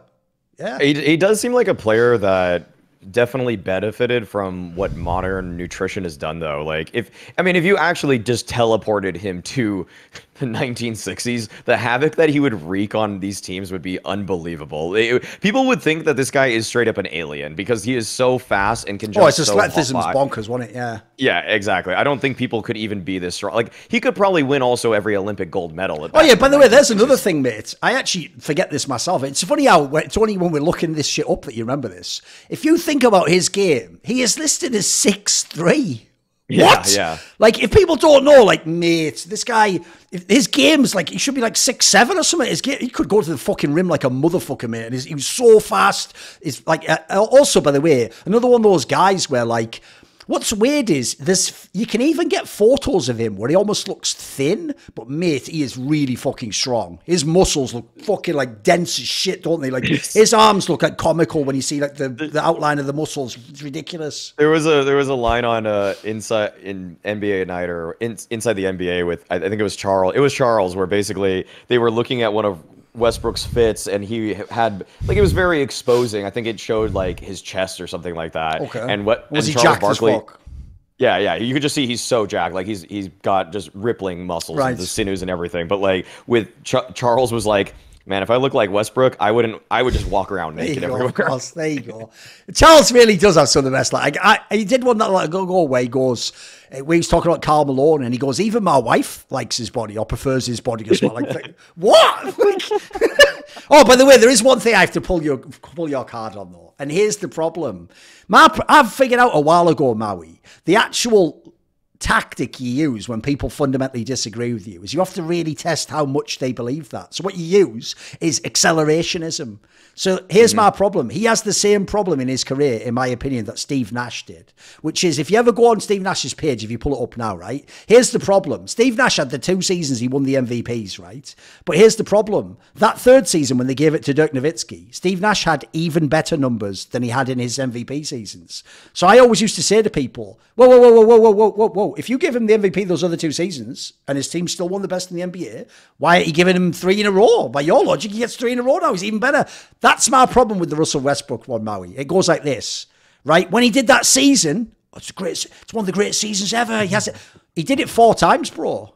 So where are all the other, like, I don't see it because I thought he padded a bit, but no one else did this? Everyone else said, right, you get the one, and then they went, actually, that story's a bit boring now. And they collapsed it. Like, he did it like 3 seasons in a row. He did one another time. If people actually believe that was like some goated season, he's actually mega underrated by that logic, mate. In fact, by that logic, no joke, if triple doubles are that good, he's better than LeBron. Like, he actually should be like the best player of his era in some ways. Like, do you know what I mean? Like, if we're going off pure stats, the stats actually, by the way, stats wise, he has one of the best resumes fucking ever. Like, those numbers look like he should actually be contender for like best point guard to ever play basketball, right? I would say that the one season, it's like efficiency. Efficiency went down in the following seasons. He still got the triple doubles, but he did it with scoring less points on worse shooting percentages, or at least actually one season his shooting percentage technically did go up in terms of field goal percentage, but like his 3-point percentage fell off a cliff. Like it fell off 5%. And I think that's also where people started to get a little bit disillusioned with it, where it did feel it was the level of hunting in those seasons felt a lot stronger because he was just kind of, as opposed to scoring in the MVP season 31.6 points per game, the following season dropped down 6 points to 25.4, dropped down again to 22.9. So the triple-double itself was still impressive, but I mean, obviously with news cycles, it's going to be a lot less impressive if he's just doing it every single time. And it's just like he's barely scraping it over the line as opposed to before where it was like, okay, he's doing it while positively impacting this team. Right, okay then. Right, here's what we'll do. I'll do like 2 more and then maybe we'll wrap it. If you can think of another one in the meantime, you can do one obviously. Right, I'll do one more current one, then we'll do like a historical one. So the actual current one I'm going to do is because, dude, I saw loads of people bagging on this move. Right, you know the obvious problem is, right, so obviously, the team that everyone loves to hate on in the NBA now is the fucking Celtics, right? Because they always go really deep, but then they don't win, and then people get to just pick who you want to hate on. You can hate on Jason Tatum and just go, oh, he's not that good or whatever, or you could just go like, fuck, what are they doing? Like Marcus Smart, like they should have kept it. You can do all those angles, right? When the people are debating now, I actually think this player's somehow... I think their team in general, by the way, is underrated. I think that team's so deep. Like I always say, I think it's a very well GM team. At the end of the day, the GM puts the players in the team. The players have to win the games. Like if the GM of the Celtics is absolutely, you've done your job the last few seasons, mate. You've killed it. One of the players I think goes under the radar is Malcolm Brogdon. This player is actually slightly underrated in my opinion because people were talking about how like he can't possibly step up in this team. Like he's overrated. He's not that good. Like mate, this guy is a solid ass player. Like obviously, look. With his age, he's never going to be like a star player in the NBA. But if you watch his game, it's actually just a legit player, man. He just does his job. Shooting numbers are nice. Like, what is there not to like about this player? Like, this is one thing I did bring it up so I could do this side rant. I'm also sick of this thing, and it is just young people who are falling into this. Like I said earlier, you've got to stop acting like the NBA is only all-stars and shitters. There's a massive spectrum in the NBA. Do you know what I mean? Like, think of some of the people we've listed on here. We listed that nearly all of them shouldn't be the 1A option, or probably shouldn't even be a top 3 player. It's more like they need the right type of team, but then they fit this role, and then they're actually underrated at that. This is an example of someone where he's just going to be on your team, but he's just a good player, mate. Like, look what he can actually do for you. Look at the numbers he can do. Look how many shots he needs to do it with. Look at the percentages. Just a fucking solid-ass player, mate. Just an all-around game. It's a nice game. Yeah, I would say that it's hard for me to place Malcolm Brogdon as somebody where I'd say community perception is that he doesn't probably get talked about enough for what he satisfies in terms of role for the Celtics. But I mean, I just checked up his salary, for example. I think it's pretty fair. Like, I think he's 65th most paid, so he's right above, for example, Draymond Green. He's actually paid more than Mikal Bridges, who I'm saying is really it's actually more than I expected. Okay, fair enough. Okay. Yeah, so I wouldn't with that. It's like I'll take the community angle of it is for sure that he's definitely not talked about as much. He's just kind of less of a personality on the team. Everybody talks more about, they did talk about Marcus Smart, but they would talk about, and then obviously people still talk about Jaylen Brown and Jason Tatum. And I think that he gets kind of lost in the weeds there too, especially because in a lot of ways he has kind of a similar build to Jaylen Brown. And so if you're just kind of pitting them against each other 1-to-1, then Jaylen Brown's just better. So, but the thing is that Malcolm Brogdon definitely more, he's not like he's a good system defender, but I wouldn't necessarily put him as like the dude that I want to clamp down on your best perimeter player or anything like that. It's just that, but his numbers are really nice when I look at them. The fact that he shot 44% from 3, that's astounding. That's on over 4 attempts per game. Like, that is incredibly valuable. And he's not having to be a taller star on your team. He's just giving you those numbers on the side. Like I said, it just makes that team so deep, mate. Yeah. So in that sense, it's just like when I see the numbers and when I see, like, I feel like he's, to me, properly rated, but yes, he's definitely not talked about in a way that he could be.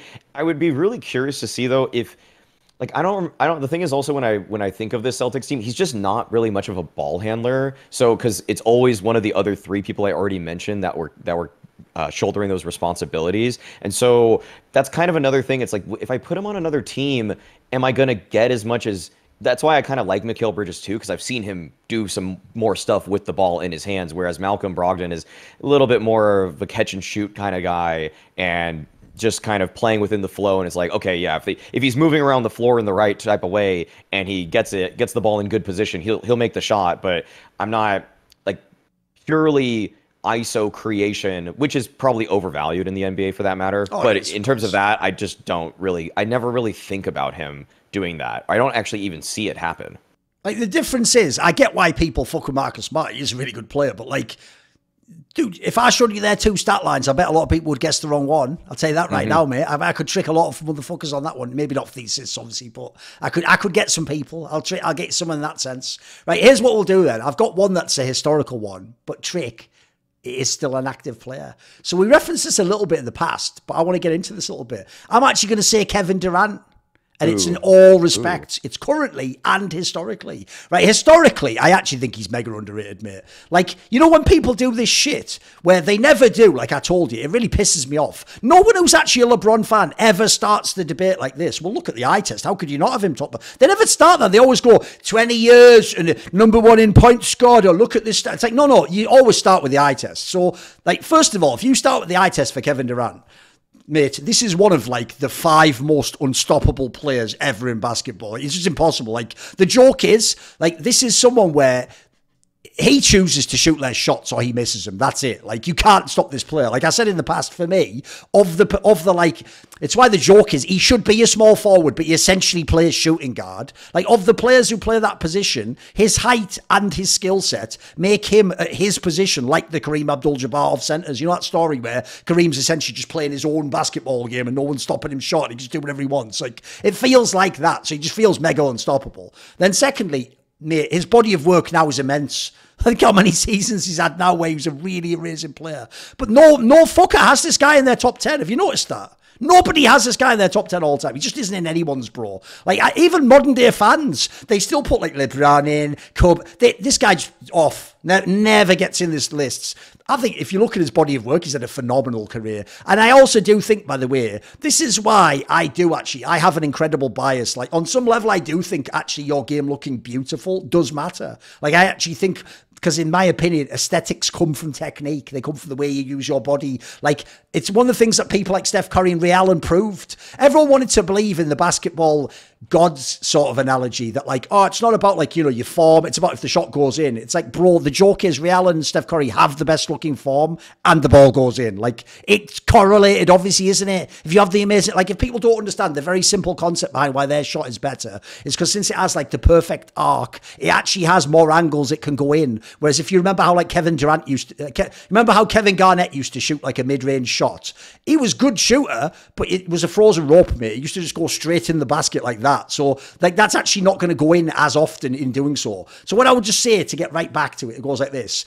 This guy, I actually think, if you watched him, you just watched his play, I'm amazed he has 1 MVP, mate. I think that's criminal. I think this player should have like 3 MVPs or something. Like, there were seasons he was phenomenal. That's why I'm also going to say I think he's underrated now, Maui. First of all, I don't think people get this.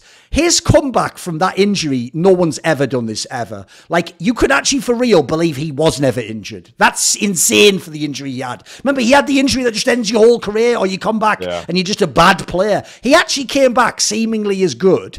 And the only reason, in my opinion, that you don't give him, like, if not an MVP, like, very strong consideration, it's just he couldn't play enough games this season or whatever. Like, that's it. Like, aside from that, if he could actually play 82 games a season, mate, this guy, I think he's just underrated. I think he's, like, essentially, what more could I want from an offensive player? And here's another guy like Westbrook before. If they ever chose to play defense, they're locked down, mate. They were just locked down. They just had you get, like, people might know, this guy could really, because of his size, he could fuck up so many really sick offensive players. It's really hard to play against him. And as I say, I don't think anyone can actually defend this player. You can't. The defense on this player is that bullshit that you do against Kobe, where it's like, but I had my hand in his fist. Like, they shoot with their hands in the fist anyway. They don't worry about that. That's their world. Like, the joke is they're used to shoot. They just know to, like, you know, like, by the way, as a random aside, because only people who know CS will know the analogy, the real way that the great players can shoot with the hand in the face, if you don't know, it's the same concept as how it used to work in CS 1.6. The reason I can get the kill if you flashbang me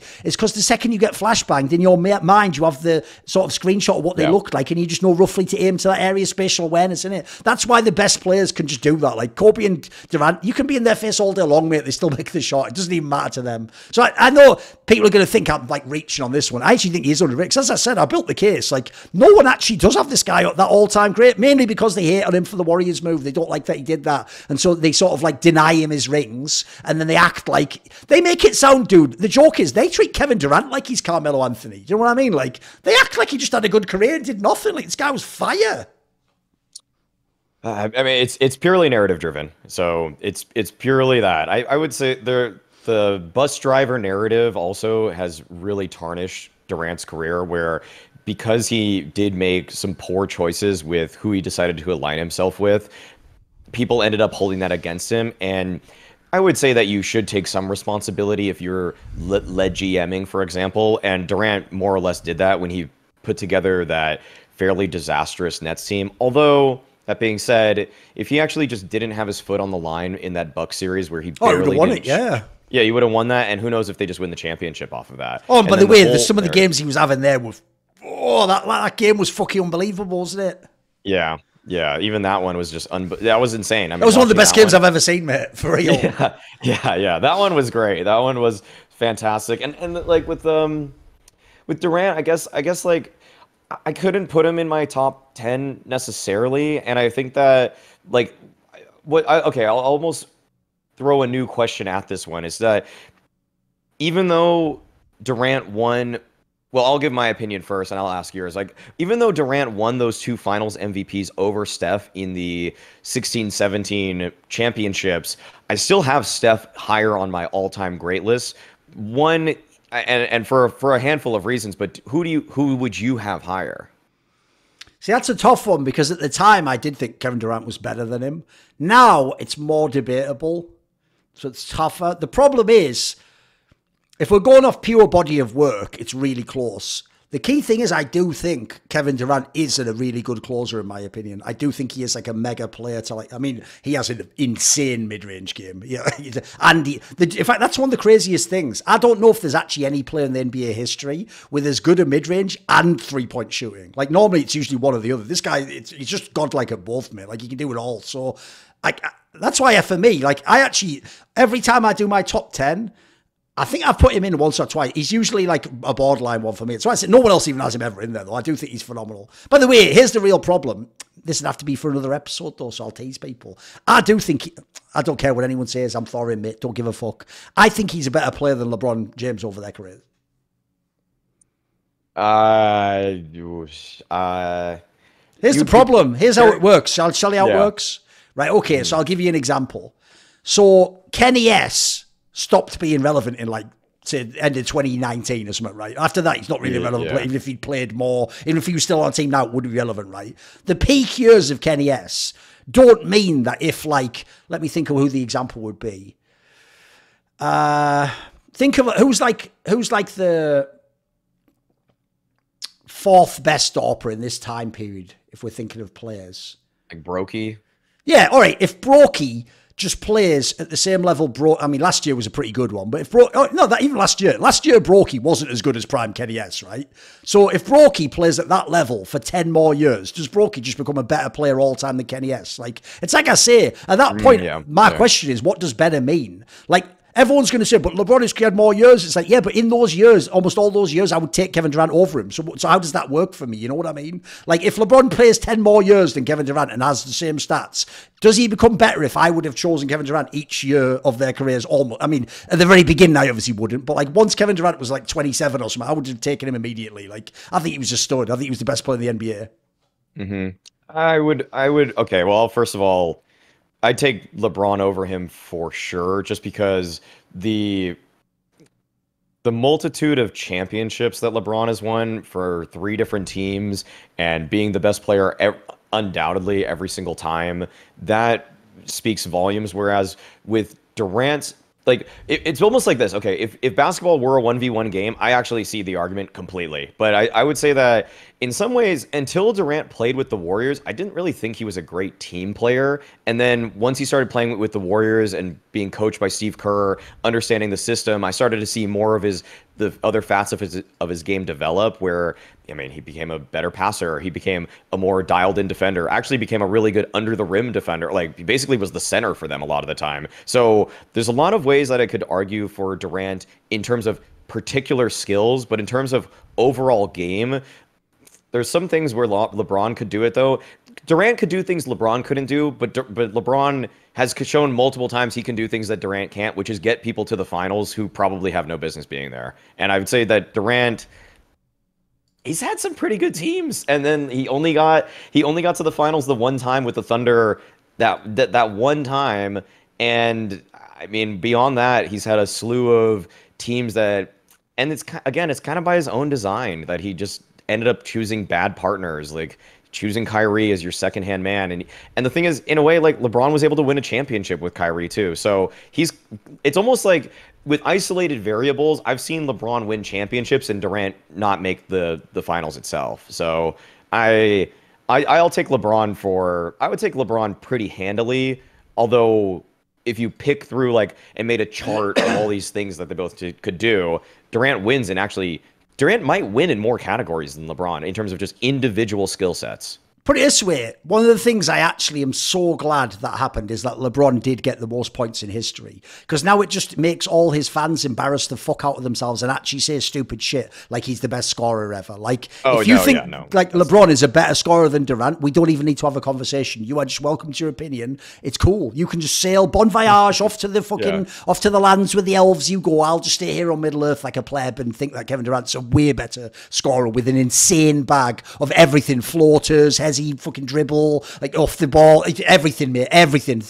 By the way, they even have the gall to tell you LeBron's a really good three-point shooter, mate. Kevin Durant would make him cry in a three-point contest. What are you talking about? He's fucking unbelievable. And then also, I'll just throw this out there. I don't give a flying fuck about the narrative you just built there, because LeBron was coming from the dog shit Eastern Conference. Like, Kevin Durant played the majority of his career in a mega stacked Western Conference. Mega stacked, mate. Mega stacked. So I don't care about making the finals. Give me a fucking break. And then also, I pointed this out in the last one, LeBron had at least 3 finals where he just actually shit the bed and just shot a load of air balls, essentially. And then people just go, it's not his fault. It's like, did he shoot the ball or not, mate? What do you want? What do you want? Like, my favourite player win the NBA Finals, broke a finger, but your player's just shooting, missing the shot, and then you're telling me he's the best scorer ever. And then lastly, on the thing, I'll just throw this out there, when Kevin Durant did play in the East, we just talked about it. He had a fucking super injured team and almost made the bloody finals with them after, like, the massive Achilles injury or whatever. So I think it's a bit more of a whatever. Like, by the way, I think actually that whole, like, LeBron James, like, he's in the fight, it's the shittest narrative of all time.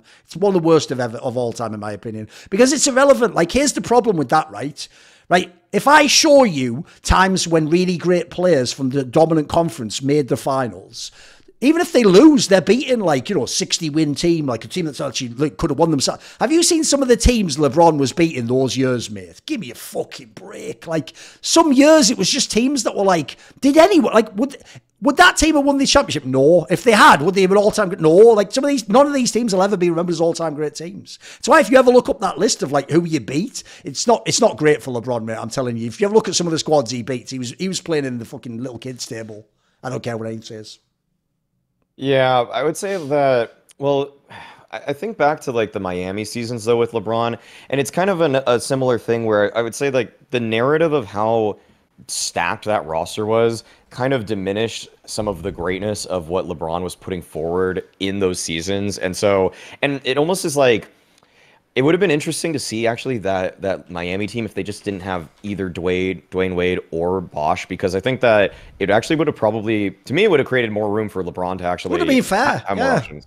It would have been more fair, and it would have also meant that LeBron would have had to shoulder more of the burden. And to me, I think he would have been able to do it. Like, it's one of those things like, would his play keep scaling? And the thing is, I think it would have. Yeah, his 3-point percentage wasn't great or anything like that, but that dude, when in his Miami seasons, LeBron could just score 2-point shots at will. Like, he shot above 60% in multiple seasons for Miami from 2. Like, that's absurd. That's like a center. And yet he was doing that as like a small forward, power forward. So there's, like, I think Durant is more skilled in so many different ways, but LeBron just he won the genetic lottery so hard and then honed his body to just Achilles levels of speed and just being the best warrior on the planet type stuff. And so he was just at will. Like, that's why actually at one point some of those skip narratives were actually pretty entertaining, where it was like, why doesn't LeBron just drive every play? And it's like, you're kind of right. He should just do it. He should. Hey man, Westbrook should have done that in their prime all the time, mate, for real.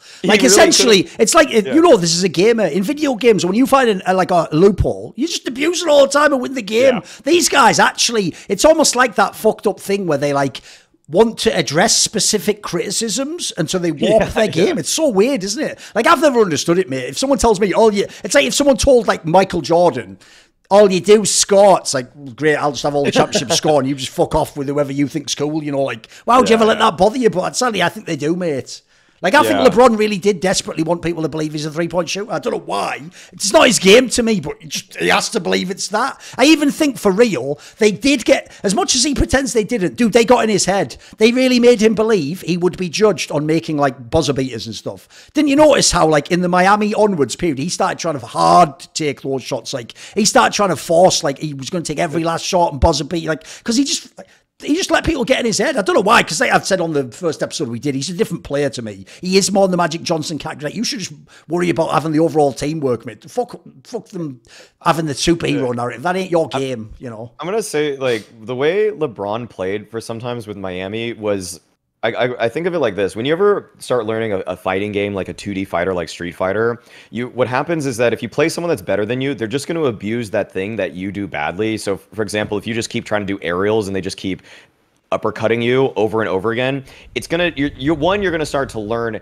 how to lightly beat it as the bad player, but also as the better player, you might also just get bored of beating them like that. And I would think that in some ways, when LeBron was in his prime in Miami, it almost was like you're saying, he just started being like, God, I'm just going to start toying with legacy narratives at this point, this early in my career. He wasn't even 30 yet, and he was already trying to just develop these other parts of his game that are just like, you don't need to do that. You literally can just abuse these mechanics that you've obviously become the best in the world at. And then, yeah, it led to inefficiencies in his game that people could pick at even more. But also, it's like, man, you don't need to have the craziest bag if you're Kareem. You can just keep doing what's working for you. And I think LeBron, in some ways, suffered from that, even though we knew that he could score at will if he just runs at people.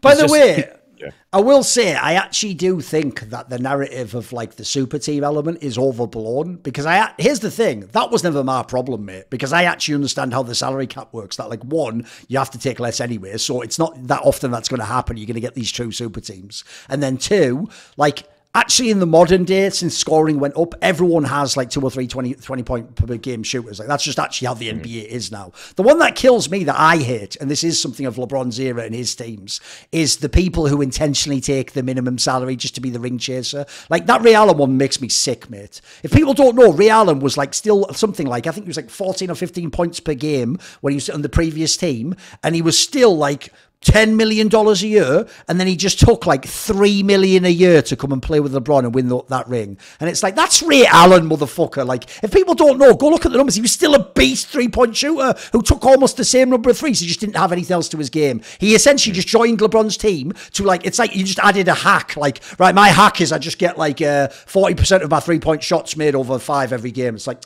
that's like a little fucking, what's that, like a free fucking subsidy from the government. LeBron has to win the ring. Like, that's garbage. They're the ones I hate. And then, like we said, they didn't even work on the Lakers, but the ones he did on the Lakers were some of the most egregious I've ever seen, mate. Those were people where, again, they should have been getting like $10-15 million. They were like Hall of Fame players. And then they're just fucking just taking fuck all to come and be like the 8th best player on the LeBron. Like, that's supposed to be a ring right there, mate. That's especially if you are this like leader of men, genius. By the way, there's the one thing I will say on the one earlier. I didn't bring it up before, but I will throw this out there. That's why I did laugh when you said Russell Westbrook. Like, motherfucker, didn't they just say he's like one of the 75 best players ever in the history of basketball? Yeah. Like, he has, you know, he has won an MVP as well. Like, I feel like people in general gave him a pretty fair shake, you know. Overall, you know.